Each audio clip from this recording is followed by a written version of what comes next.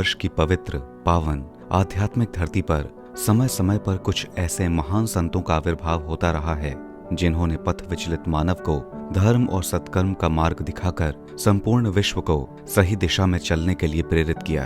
प्रभु प्रेम और भक्ति को जीवन का आदर्श बनाया और जीवन को आवागमन से मुक्ति दिलाकर मोक्ष का मार्ग प्रशस्त किया। ऐसे ही एक आध्यात्मिक गुरु, संत और विचारक की श्रृंखला में स्वामी रामकृष्ण परमहंस का नाम न केवल श्रद्धा और सम्मान से लिया जाता है, बल्कि उनके जीवन ने स्वयं ये सिद्ध किया है कि वो ईश्वरीय अवतार का ही स्वरूप थे। ईश्वर प्राप्ति के दृढ़ विश्वास से उन्होंने कठोर साधना, तपस्या और भक्ति का जीवन बिताया। विभिन्न धर्मों और मतों में बिखरे हुए समाज को उनका स्पष्ट संदेश था कि संसार के सभी धर्म सच्चे हैं और वे ईश्वर तक पहुंचने के भिन्न भिन्न साधन मात्र हैं। इस प्रकार से उन्होंने भारतीय संस्कृति के समन्वयवादी सिद्धांत को ही प्राण प्रतिष्ठित किया। उनका कहना था, परमपिता परमेश्वर हर एक कण में समाया है और ईश्वर का स्वरूप इंसानों में आसानी से देखा जा सकता है। इसलिए इंसान की सेवा करना ही ईश्वर की सेवा है। पानी और उसका बुलबुला एक ही चीज है। इसी तरह आत्मा और परमात्मा भी एक ही हैं। जब हम सत्य बोलते हैं तो हमें उस समय बहुत ही एकाग्र और विनम्र होना चाहिए, क्योंकि सत्य के माध्यम से ही ईश्वर की अनुभूति भी की जा सकती है।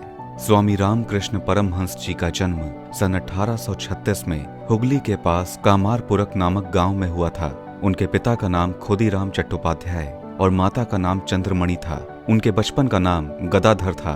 विनम्र स्वभाव और मधुर वाणी उनका ईश्वर प्रदत्त गुण था। बचपन से ही कृष्ण चरित्र और लीलाओं में उनकी अभिरुचि थी। कभी कभी तो भक्ति भाव की तन्मयता में वो अचेत तक हो जाते थे। विद्यालय प्रदत्त शिक्षा में उनकी अभिरुचि नहीं थी। उन्होंने अपने बड़े भाई रामकुमार से कहा भी था, मुझे तो ऐसी शिक्षा चाहिए जो ईश्वर की शरण में ले जाए। विभिन्न स्रोतों के माध्यम से रामकृष्ण के जन्म के पूर्व हुई एक कथा प्रचलित है। उनके पिता ने गया प्रवास के दौरान एक स्वप्न देखा था कि भगवान विष्णु उनके घर में जन्म लेंगे। वहीं उनकी माता को अनुभव हुआ कि शिव मंदिर से उनके गर्भ पर प्रकाश की किरणें पड़ी, जिससे विष्णु के रूप में गदाधर का जन्म हुआ। रामकृष्ण के बड़े भाई रामकुमार कलकत्ता के एक विद्यालय में प्राध्यापक थे।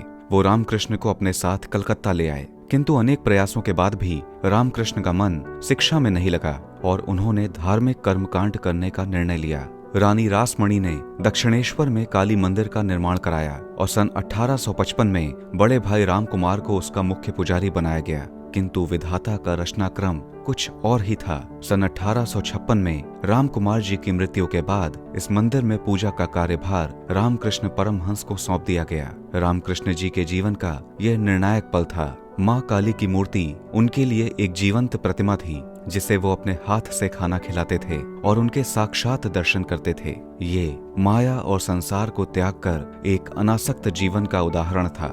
उनके जीवन को परम तत्व की ओर प्रेरित करने में उनके गुरु स्वामी तोतापरी जी का भी महत्वपूर्ण योगदान रहा। उन्होंने अद्वैत वेदांत और अद्वैत तत्व की सिद्धि गुरु तोतापरी से प्राप्त की। रामकृष्ण तोतापरी जी को अपना गुरु और तोतापरी जी उन्हें अपना सखा मानते थे। सन 1859 में 23 वर्षीय रामकृष्ण का विवाह 5 वर्ष की शारदामणि से हुआ। विवाह के बाद शारदामणि अपने परिवार के साथ जयरामवटी में ही रहती रहीं और 18 वर्ष की आयु होने के बाद वो दक्षिणेश्वर काली मंदिर में रहने लगीं। लेकिन रामकृष्ण अपने आध्यात्मिक जीवन में बहुत आगे बढ़ चुके थे और सन्यासी जीवन के प्रति संकल्पित थे। सम्मान और मातृभाव से युक्त उनका जीवन भक्ति मार्ग का एक आदर्श माना जाता है। जगत प्रसिद्ध स्वामी विवेकानंद रामकृष्ण परमहंस जी के प्रिय एवं प्रधान शिष्य थे। विवेकानंद जी ने अपने ज्ञान और गुणों का श्रेय सदा अपने गुरु को दिया और अपनी कमियों के लिए स्वयं को दोषी माना।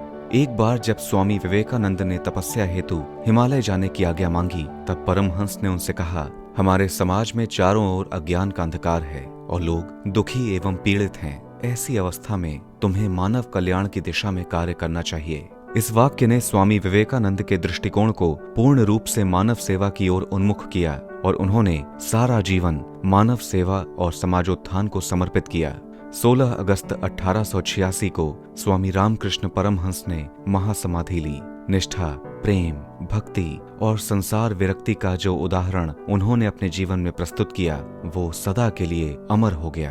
भारत समन्वय परिवार की ओर से स्वामी रामकृष्ण परमहंस द्वारा दिखाए गए आध्यात्मिक मार्ग और त्याग को कोटिशः नमन।